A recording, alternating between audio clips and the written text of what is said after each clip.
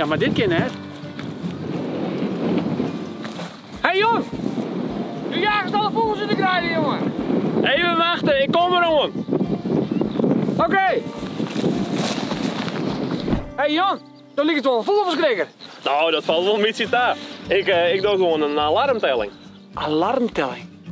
Daar had ik nog nooit van gehad. Wat is dat precies, een alarmtelling? Nou, met een alarmtelling dan ren ik er het loon heen. En op dat moment komen de ouderperen omheen. Want die beginnen dan te alarmeren, te schreeuwen. Omdat ik in de buurt kom van hun lietse pieken.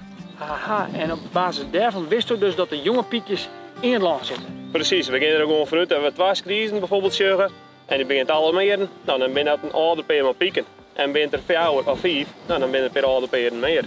Nou, dat is wel leuk, want ik ga een vraag krijgen van Iris Nutma en zij vregen zich af. Hoe weet je maar eigenlijk hoeveel piekjes dat er grut worden op zo'n heel groot stuk land? Nou, als je daarom hebben we meerdere tellingen. We hebben bijvoorbeeld Joert de eerste alarmtelling niet. En dan komen we op 14 dagen weer om. Dan doen we diezelfde route nog een keer, tellen we het aantal vogels. En dan doen we 14 dagen later nog een keer. En aan de hand van al die tellingen, dan hebben wij een hele goede inschatting van nou, dat de pieken grut worden of misschien, nou ja, wij toch verstaan ben. Hey Jan, en hoe gaat het op dit start met de piekjes?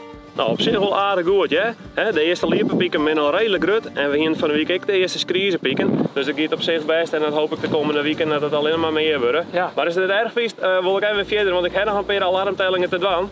Dus ik ga die kant uit. Heel goed. Succes hè? Reinoud, ontjen. Jo, hoi. Moest nou nog ik wat meer weten hoe de skiers voor de liep of wat de boer nog docht om die gruidenvogel nationaal te halen?